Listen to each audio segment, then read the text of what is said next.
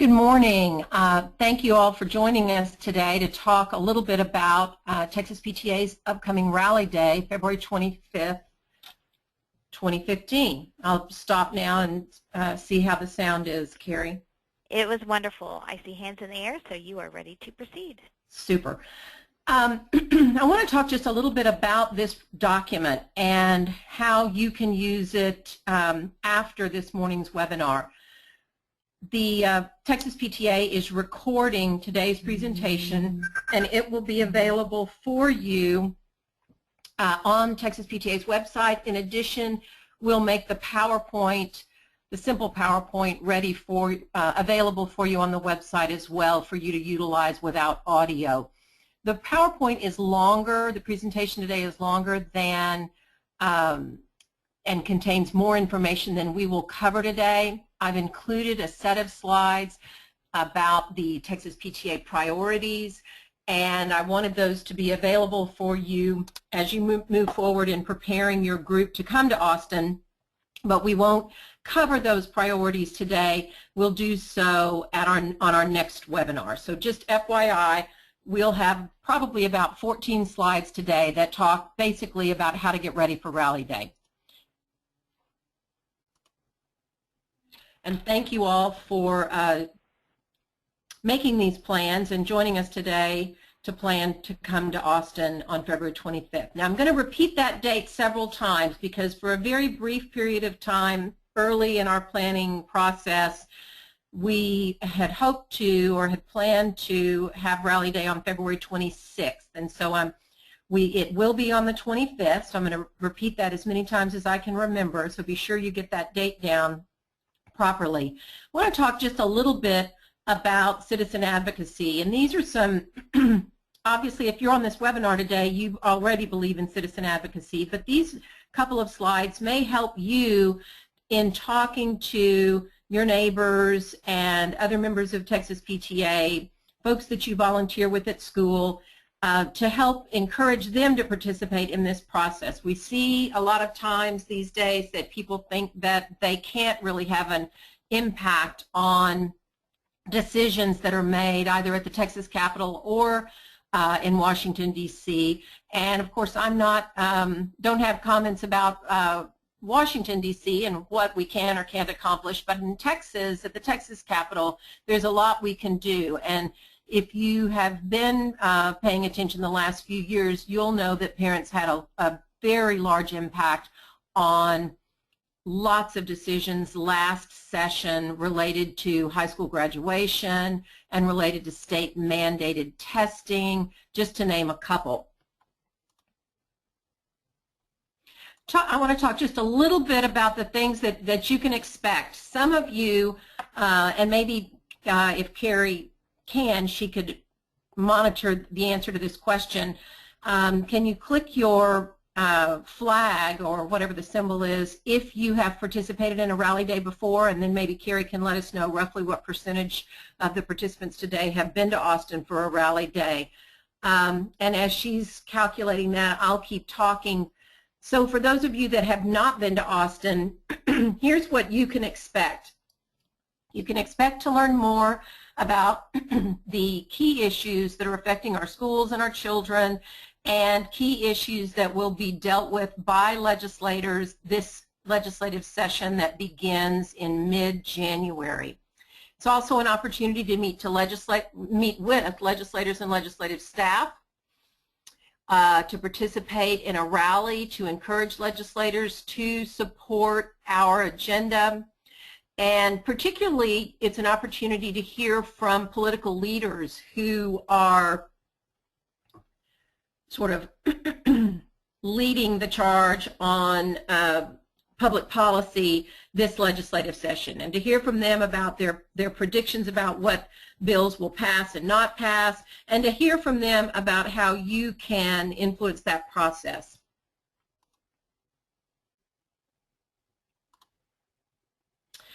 So here is a rough schedule for you. The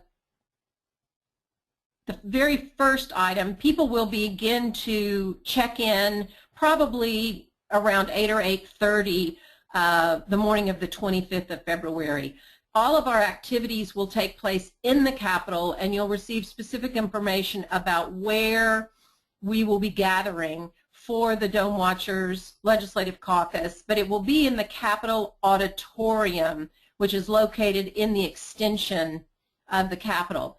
And we'll get started there with our program at 9:30, and that program will last just under 2 hours, and this will be the period of time where you will hear from legislators who are either carrying legislation that we're interested in, or they're legislators that will be making major decisions about how to fund public schools and other things like that. At that time, you'll also receive the materials that you'll need for your meetings later in the day. And then we'll move at about 11:15 to the Capitol steps, where we'll have a rally. And generally, the rally lasts about 30 minutes. There will be other speakers, including Texas PTA's president, Leslie Boggs. We'll invite, again, legislative leadership to come and speak on the Capitol steps to you. There generally is a student group that will perform, a band or a choral group, or sometimes we've got cheerleaders and others who participate and kind of add to the festivity of the day. And hopefully we will not be having an ice storm that day. And then for the rest of the day, you will be able to organize your own schedule to include a lunch for your group and then your legislative meetings. Now, at an upcoming webinar, we will talk specifically about how to organize those meetings and how much time to leave for each one, how much travel time to leave. Also, who the people are that you should be reaching out to, those kinds of things. And then how to organize your meetings so that you get to cover all the information that is important to both the Texas PTA and to your local PTA during that time. You should anticipate, depending upon whether you're a local PTA or a council that's taking a large group, you should anticipate probably 4 meetings that afternoon.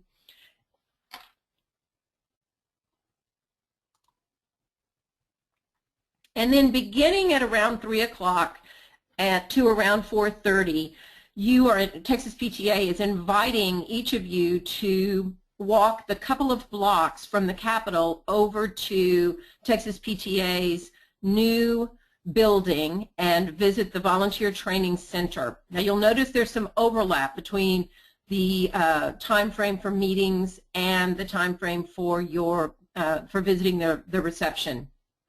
And that's just to give you the maximum flexibility.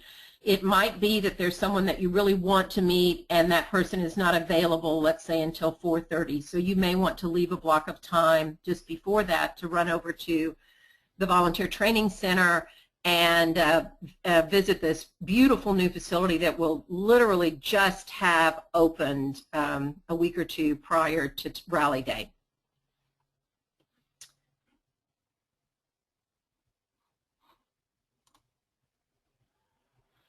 Okay, so let's talk a little bit about the caucus itself.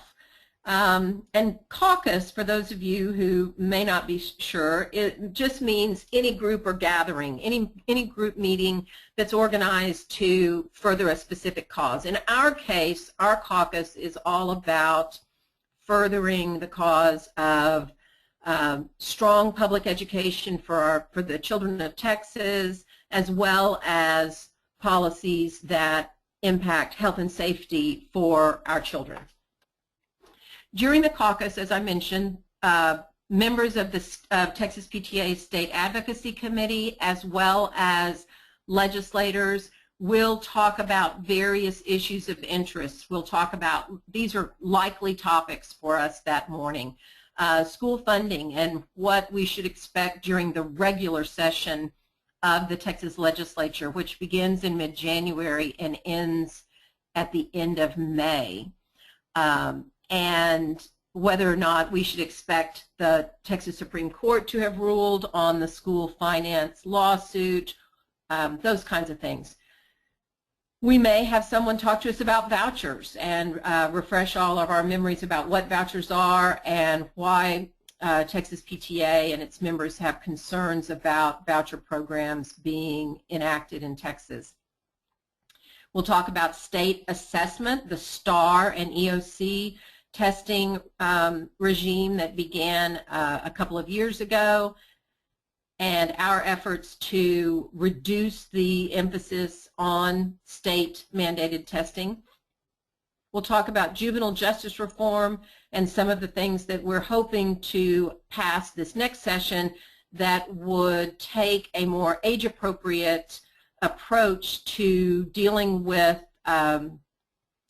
youth who get into trouble rather than putting them into the juvenile justice system, if it can be avoided. And then we're going to talk, hopefully we'll have someone who'll be able to speak to us about early education, an issue that we know makes a difference in students' academic success.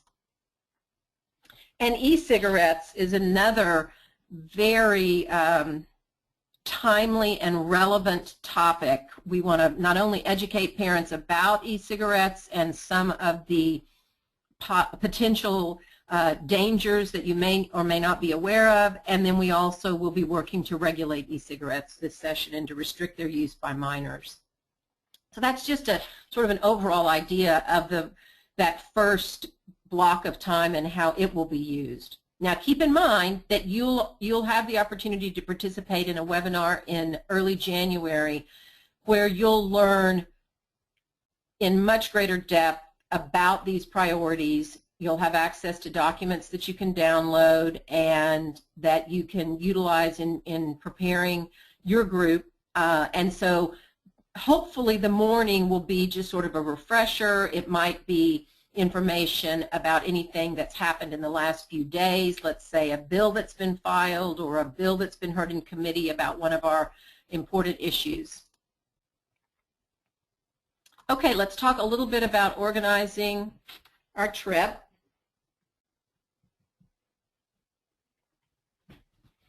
So of course, your first thing is you've got to recruit people to attend, to join you on this trip to Austin. And top of the list is the way, obviously, Texas PTA leaders are masters at recruitment. And so I don't need to tell you about how to recruit people to attend. Enthusiasm, sharing information, posters, email, newsletters. We'll talk a little bit more about recruitment in a minute. These, as I mentioned at the outset, these webinar presentations will be available either as a standalone PowerPoint presentation to which you can add your own audio, or this presentation is being recorded and that can be shared as well. Soon you will be able to register to bring your group to Austin on the PTA website. So be watching for that. Just a reminder that there's no charge to participate in Rally Day. And of course, once you've recruited a few people to attend, don't stop there. Keep promoting Rally Day regularly, because even those people you've recruited to attend, unless they are sort of pretty regularly reminded about the upcoming trip and kept excited about it, you may find that your attendance drops off. If you don't already regularly visit Texas PTA's Facebook page, I encourage you to do so and to make this information available to all the members in your PTA, in addition to that subgroup that plans to come to Austin. There is a place on the Facebook page to sign up for information, all things legislative, and so that would include Rally Day, but it wouldn't be limited to that. It would also be information about our legislation and what's happening to it, and it's a great source of information. Okay. So step number one is to be thinking about travel to Austin. You, depending upon where you live in the city, It may be that you can carpool in your own cars. It may be that you want to utilize a motor coach for transportation. The first thing to do is to talk to your principal and find out if there are travel funds available for Rally Day. If you're a Title I school, for example, there is parent education, parent engagement money. And if it is not already budgeted for other activities, that this trip is one that would qualify for an expenditure from Title I dollars. So be sure to ask about that just as soon as you can. Even if you're not a Title I school, we hear pretty regularly from PTA members and PTA leaders whose school districts have helped them to cover the cost of travel to Austin, either by donating a bus or covering the cost of a bus to bring your group to Austin. So I would encourage you to explore that. Perhaps you've got an educational foundation in your school district. They may be able to assist with funding as well.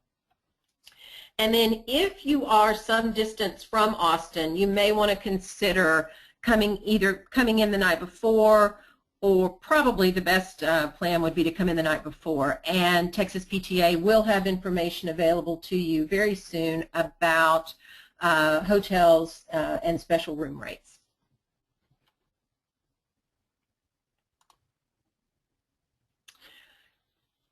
One of the things that you want to do early on is to make a decision about whether your group will wear common clothing, perhaps a school T-shirt or some other form of spirit wear. Of course, Texas PTA has Back to Future T-shirts and various other forms of branded attire that you may want to utilize.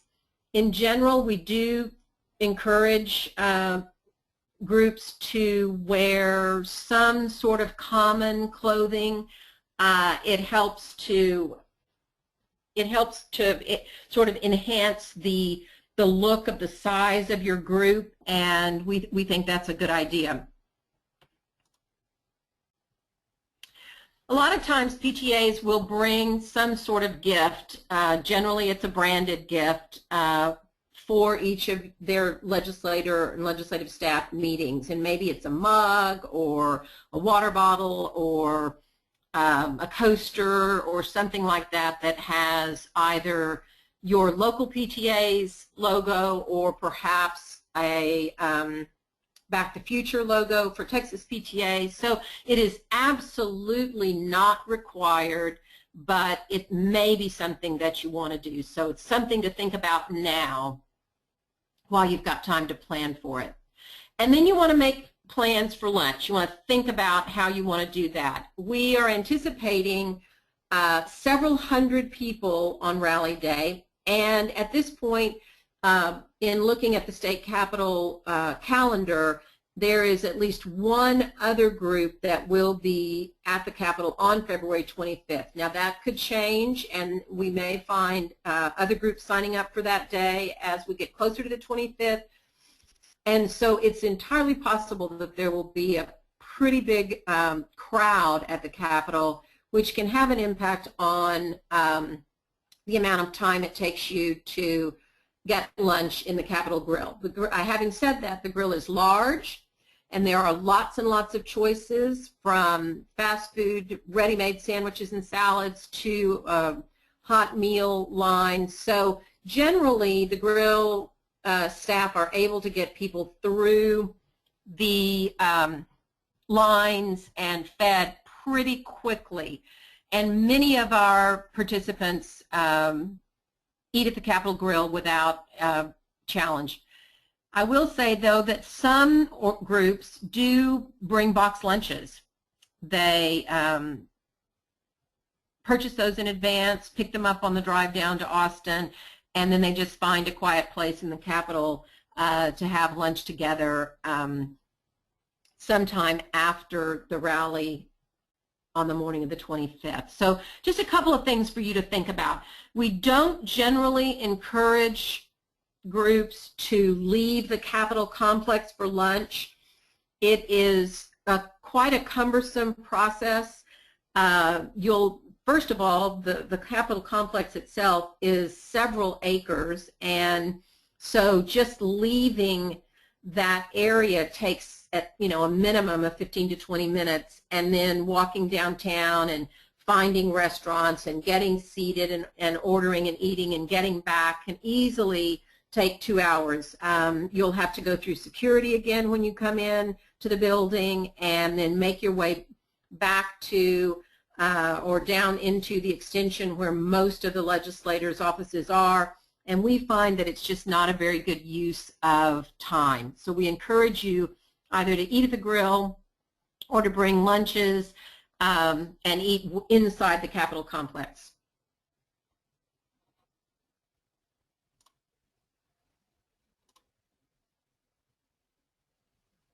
Okay, a couple of other things about logistics. As I mentioned at the beginning of the website, or the webinar, at the end of this website, at the end of this webinar, there will be several slides that talk a little bit about the priorities of Texas PTA this session.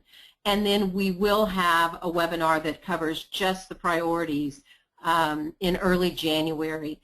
But I wanted to mention a couple of things just so that you'll know what to expect. When you arrive at the auditorium in the Capitol, you'll receive several booklets with Texas PTA's priorities, with a little bit of background information, and then you'll also receive a separate document that will have a list of any bills that have been filed that deal with our priorities, and their bill numbers and their bill sponsors. The reason that information won't be in the booklet is that the booklet gets produced early. In fact, it'll be produced in the next probably 5 or 6 weeks. And so it won't contain bill information because we won't have those numbers yet. But on the day of your visits, when you're visiting with legislators and legislative staff and you're talking about these various issues, one of the most likely questions that you will receive is, has a bill been filed on this issue?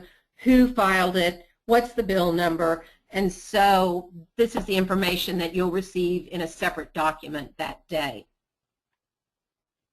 If your local PTA or your local school district has adopted a set of legislative priorities, you may want to consider creating your own one-pager on those issues and bringing that with you as well.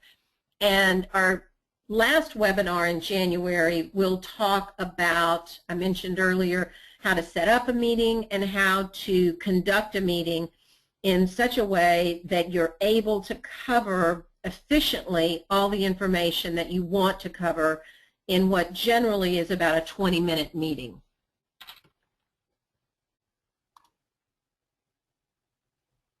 These are the dates of the upcoming webinars, January 6th and January 15th. We'll go over priorities, other tips for the day. We'll take time for question and answers about logistics and things like that. And then January 15th, again, a little bit of a review, and then the focus of that webinar is on setting up and conducting meetings.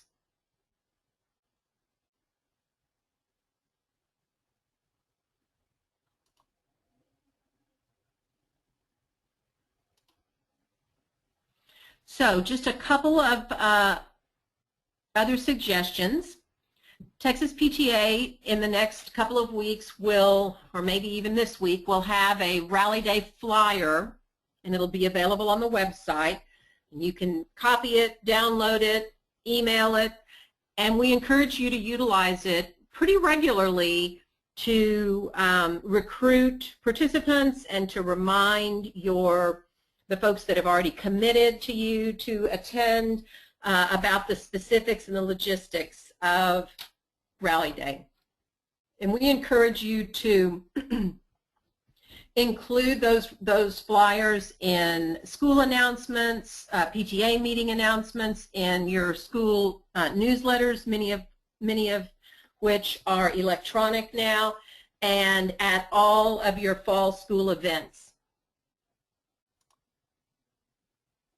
If you've got the ability to do so and permission to do so, hanging a banner about Rally Day or posters about Rally Day will help to keep people excited and interested. We find that sometimes some PTAs are competitive and enjoy a good challenge, and so generally we'll see a few PTAs every year who challenge each other, particularly the officers, who challenge each other to identify as many and recruit as many people to participate in Rally Day as they can, and then the winner receives some sort of prize for that. Another thought for you is to make this your local advocacy project, and Texas PTA encourages all local PTAs and councils during the odd-numbered years when the legislature is in session to identify a state legislative advocacy project. And participating in Rally Day can count as that project. It is a major event that requires a lot of planning and a lot of training and education about the priorities of Texas PTA and to some degree about the process. And so this absolutely counts as a local advocacy project. And it also qualifies you to apply for a Texas PTA Legislative Action Award. So you can get more information about these things on the website, but just keep in mind that these are opportunities for your PTA to gain recognition among other PTAs around the state and also within your school district for participating in advocacy, because when you participate, all the people, all the children and the families in your school district benefit.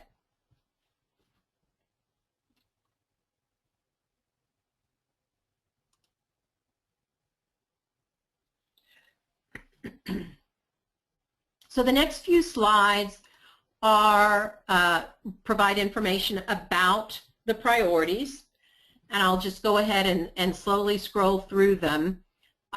We've had a focus on funding for adequate and equitable funding for Texas public schools for many years, and we will be working on that again this session. And in special sessions, which are 30-day sessions called by the governor to deal with specific issues that have not been dealt with during the regular session. We do not anticipate that the governor or that the legislature will adopt a new system of funding for our schools or even a greatly reformed system of funding during the session, which is from January to May.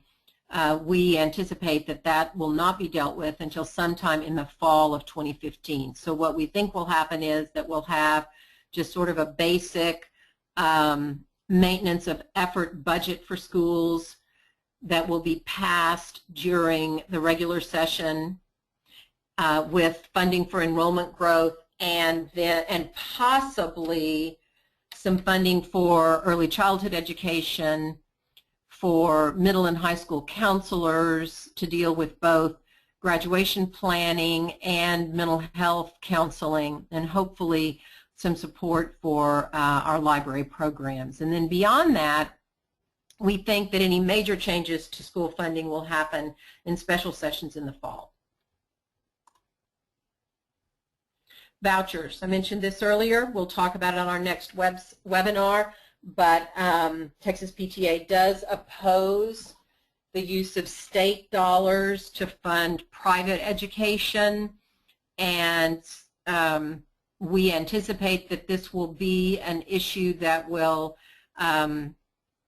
have some energy behind it this session, and that this will be something that we'll have to be spending a lot of time fighting. Texas PTA was instrumental last session in changing the number of tests that students are required to pass in order to graduate from high school. We were able to reduce the number from 15 to 5.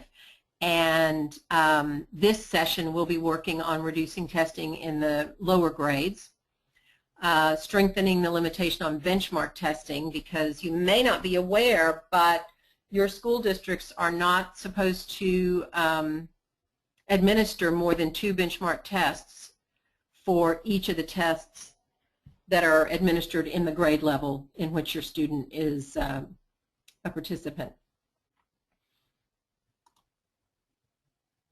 Healthy Lifestyles programs have been very important to Texas PTA for many years. Your educational programming is very robust, and we seek to promote any kind of legislation that serves to both educate and enhance opportunities in the school setting for students to be healthy, either through what they eat or physical activity.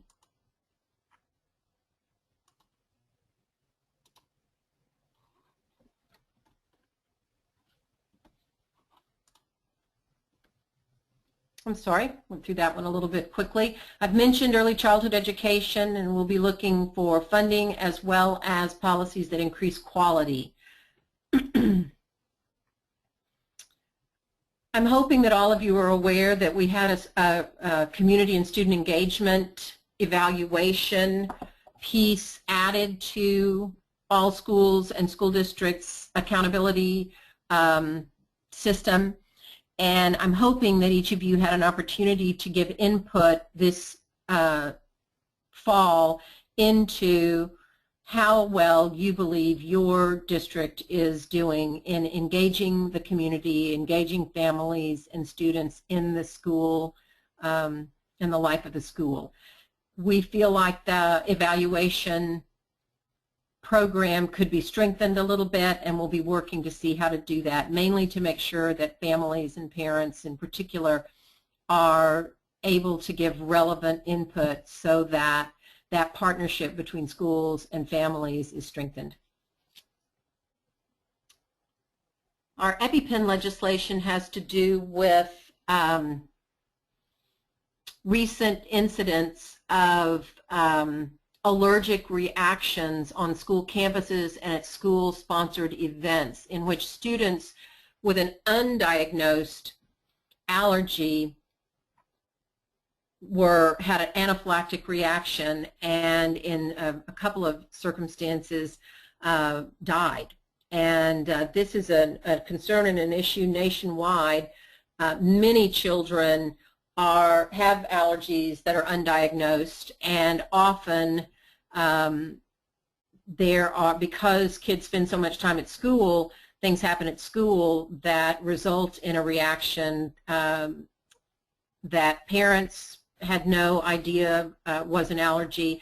And if we make available on every campus an EpiPen, and if we train a nurse and probably 1 to 2 other people on every campus to know how to recognize the symptoms and know how to utilize an EpiPen, we think that we can have an impact, a quicker reaction to these allergic episodes that may save lives.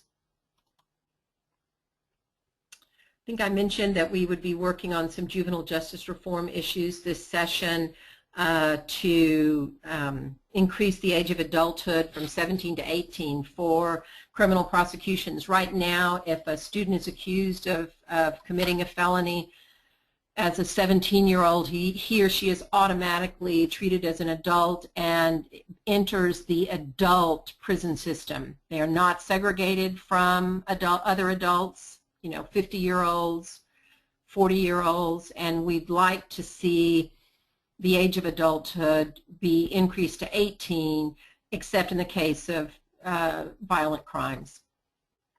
We'll be working on truancy offenses and trying to offer school districts other ways to deal with truancy than by having them enter the criminal justice system for truancy. So we will keep you posted on those. And then there are a host of other issues that we monitor and work on throughout the session. And so the PTA website is a great place to visit to see the list of all of those.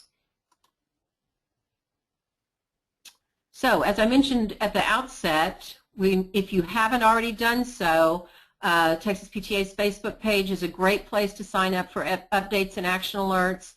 And also on the home page of Texas PTA's website, www.txpta.org, at the bottom left-hand corner under media, you can find, I believe it's in newsletters, you can also sign up for this information. I want to thank you very much for participating today, and I know that there are going to be some questions, and I'm happy to take as much time as we need now to answer those, but just remember that Texas PTA could not have the success that it has had, particularly in recent years in terms of our policy initiatives, were not each of you involved and engaged at the local level in communicating our positions to your elected officials. Okay, Ellen, we have a couple of questions that have come in regarding meetings. So I'm going to group two of them together, and that is, how far in advance should our members contact their legislators to schedule these meetings? And then also, when we have folks that come to Rally Day with a very large group of people, 50 to 60 people, how many people should go into a meeting at one time? Well, both great questions.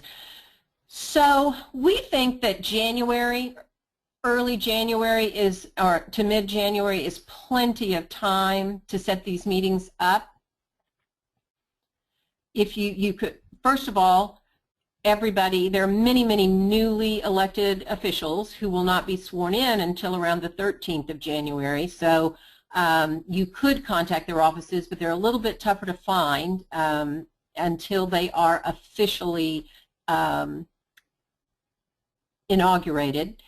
And so there's not much point in trying to set those meetings up ahead of that. And then also their schedules change so much that even if you were to, there's not much advantage for you if your legislators are incumbents. There's not much advantage to setting them up much earlier than that. So we believe mid-January is plenty of time to do that. And a couple of thoughts about the large group. A couple of our PTAs have started something that we think is really smart, and we're going to mention it to legislative staffers in early January, hopefully right before you begin to start to make your plans. And that is that when they have a really large group, what some of our groups have done is they've reached out to one of their senators or one of their state representatives and told them that they're bringing a very large group of people to Austin for Rally Day. And often the legislator, through his or her staff, can make arrangements for a private room for your meetings. And if in that scenario, what you would do would be to reserve it for a couple of hours, and then you could invite your legislators to come to you rather than all of you moving around the building sort of en masse. So I would really encourage you, if you're bringing a big group, to reach out to one of your legislators to find out if, in fact, they can help you to reserve an area or a space of some sort for your meetings. Now, I'm going to undo something I said a minute ago. If you think you're going to have a group that's that big, I would encourage you then in early January, maybe even in December before the holidays, to go ahead and reach out to one of your more seasoned legislators to talk this through with their chief of staff or someone on their staff, and go ahead and see if they can book you a room or a place, because there aren't that many private rooms, and so they'll be at a premium. Now, if your group is a little bit smaller than that and you aren't, or perhaps your legislator isn't able to get a room for you or a space for you, keeping in mind that it might not be in the Capitol, but in perhaps a building on the grounds of the Capitol. There are 4 or 5 different buildings on the grounds of the Capitol where you might be able to get a room a little bit more easily, so keep that in mind as well. But let's say that your group's not that big. Generally, we suggest that the group size for these meetings not be any larger than 5. And the reason is that you'll generally get about 20 minutes for these meetings, and if you have more than 5 people, they're not all going to be able to talk, and it's a little bit more difficult to structure the meeting and for everybody to feel like they're getting to participate. So as a rule of thumb, we generally say maybe 5 or so in each meeting.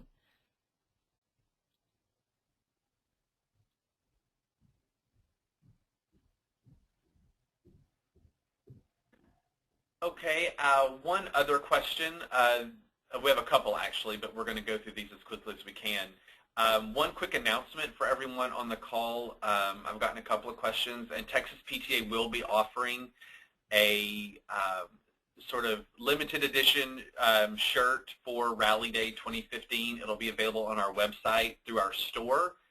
You'll be receiving more information about that and how you can order and what date you have to order in order to get those shirts to your communities in enough time.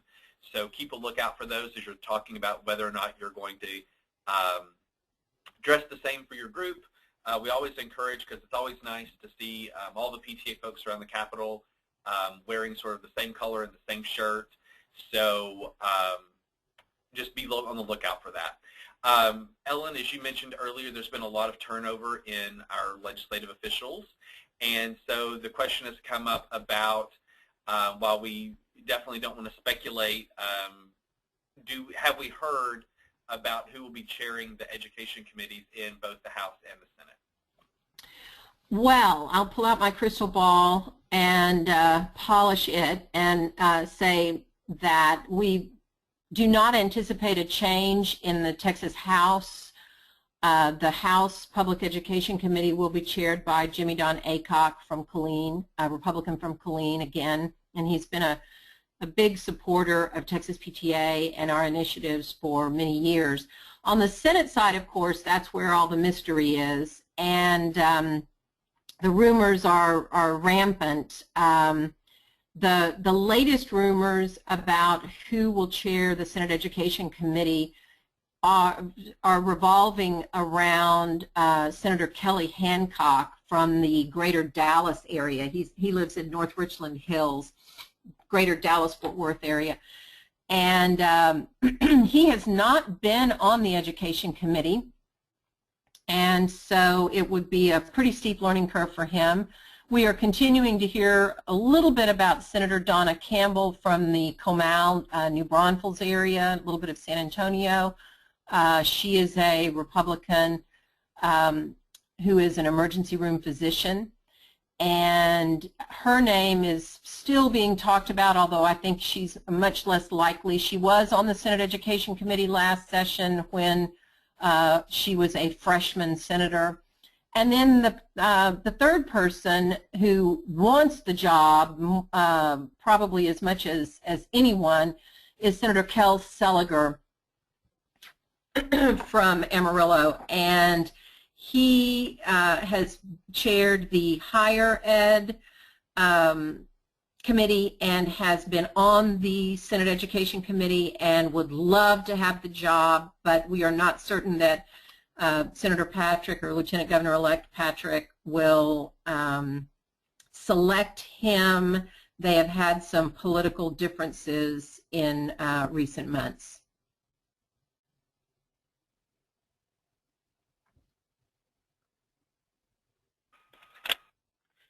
Okay, we are still getting a few questions in. We might want to clarify on one of the issues that we discussed regarding the juvenile justice and the age requirement, that we are not advocating for not charging certain offenders as an adult. We're simply advocating for not the automatic assumption that they're being charged as adults. Absolutely, and thank you for that. We've had a couple of questions about that. Yeah, thank you for that, for those questions, because we certainly want to be very clear. The issue is more about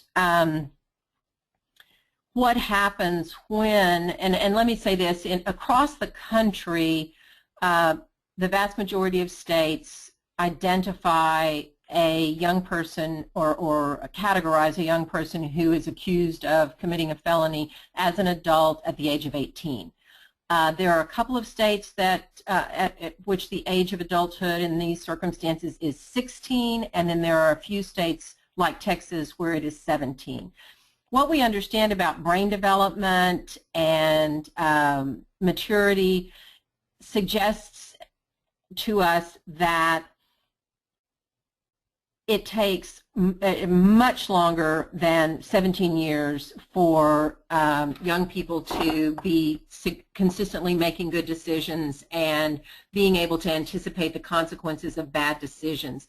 The behaviors that these people are accused of will certainly be dealt with in the criminal justice system. But what we're hoping is that except in the case of a serious felony such as murder or rape or assault or armed robbery or any kind of act of that sort would automatically qualify someone to be considered as an adult regardless of their age.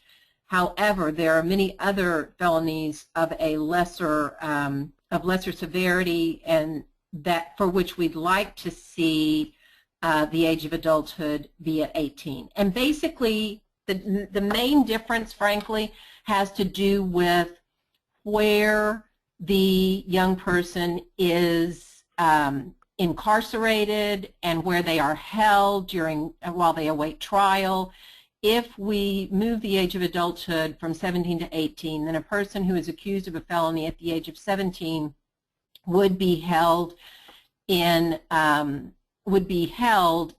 locations separate from adults, and that is the main difference. And then if convicted, they would be incarcerated in facilities separate from adults. Because what we understand about this situation is that when these younger people are incarcerated with adults, they are much more vulnerable for assault and for rape by adult inmates. And so that is the main purpose of the change, not to let anyone off the hook or to fail to prosecute felony offenses, but simply to incarcerate them separately from adults. And one more question about meetings that's come in, and that is about whether or not their legislators would be available to actually meet with them, and talk about how we are educating the staffs that we will be on the grounds that day, but there may be a need for meeting with a staffer or another individual. Great. And we'll talk in more detail about this on the next webinar, but absolutely you should anticipate that because the legislature only meets for this very brief period of time between mid-January and the end of May every other year, the schedule moves very quickly and things change on the ground daily, and it may be that you will have appointments set up with your legislators, and at the last minute when you show up at the office you'll find out that your legislator is on the floor waiting for an important vote or needing to debate a bill that is being heard on the floor and will not be available to meet with you. Oftentimes when that happens, the legislator will attempt to come off the floor briefly, perhaps for a photograph with you, and then you'll meet with legislative staff instead. Sometimes that's not even possible, but it's certainly something that you could ask for if you found that your legislator was not going to be able to meet with you. And then what I want to say about meeting with staff is this. Legislators depend very heavily on their staff. Oftentimes, if not the majority of the time, the staffers are the ones who have the depth of understanding and knowledge about the policy issues and often guide the legislator in the development of their policy positions. It is not a demotion. It should not be considered an insult if you end up meeting with legislative staff. You know, the possible exception to that would be if a legislative office sat you down with a 20-year-old intern who's volunteering there. But other than that, other than that, I would say that staff meetings are just as important. You should present your information in the same way that you would if you were speaking to the legislator, and then follow up with a note to the legislator after your visit. Okay, and I see a couple of other folks that may have their hand raised, and for those individuals, because we have a large number of folks on the call today, if you could please use the question box and type in your question, that would be the best way for us to get that answered rather than trying to mute and unmute folks as we go. So I'm going to wait just 1 second to see if any of those hands turn into questions that we can address. As always, you can email programs@txpta.org if you have any questions about Rally Day, and we can answer those here at the state office, or we can forward those on to Ellen for a more detailed response. I think I have a question coming in. Wanting to know about the difference between and there's some abbreviation here, so I may not have it completely correct, but between benchmark and then DCA tests? You know, I'm not sure what a DCA test is. That may be a term utilized in a particular school district. I'm guessing that it might be some sort of progress assessment, and if that is correct, then that person has hit upon the challenge that we're facing in trying to limit benchmarks. When this piece of legislation was inserted into HB 5 last session, we were one of the entities that really pushed for it. We want to see fewer benchmark tests because what we hear from parents is that particularly in the grades that have state assessments, it feels like our children are taking some sort of preparatory test almost every week. The problem is in the definition of benchmark. And what we have in the legislation is a definition that says that there should be a limit of 2 per test that it will be assessed. Benchmark tests, and benchmarks are defined as those tests that simulate the actual test environment, that look like the STAR test or the EOC test, and that test information in a format that will be utilized by STAR and EOC. And so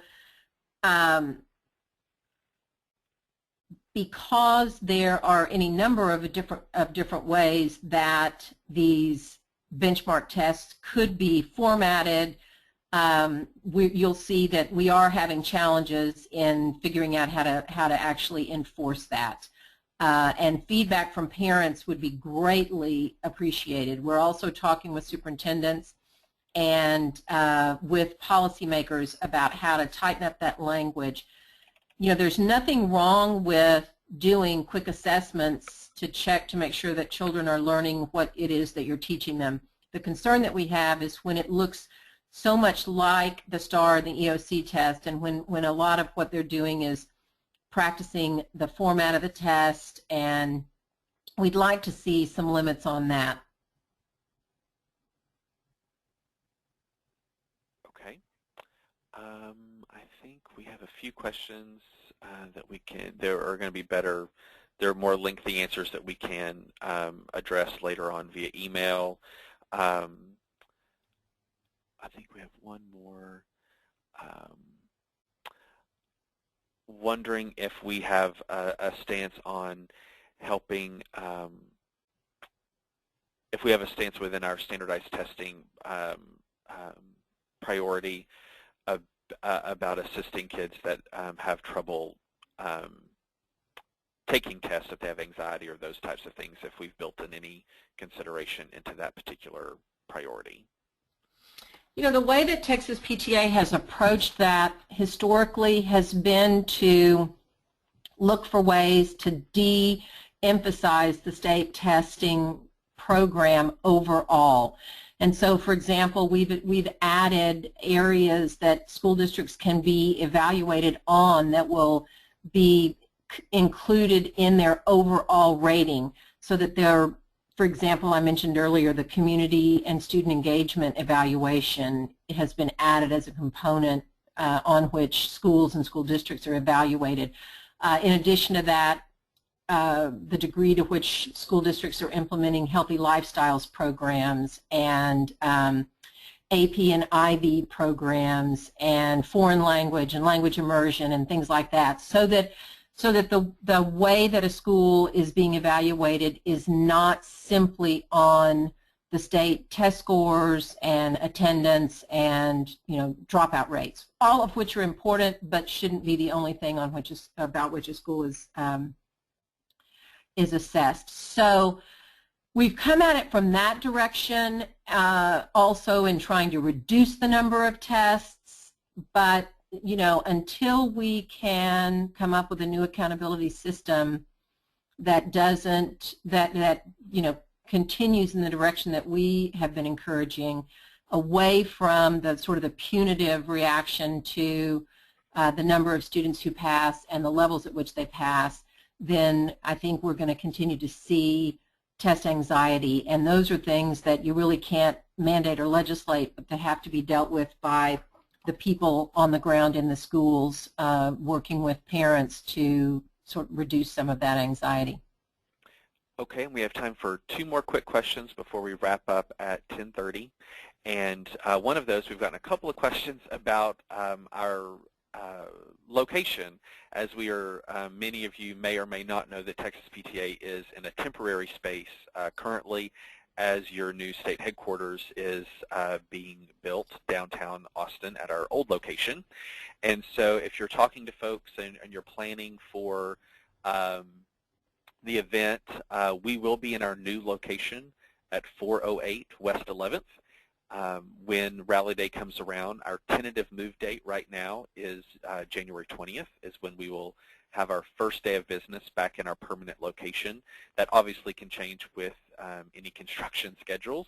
But if you're talking to folks and they need to reach out to us at Texas PTA for more information, we'll be here at our North Austin address, 7600 Chevy Chase Drive, until mid-January. So you can direct them here. Our phone number stays the same. Our website and email stay the same, obviously.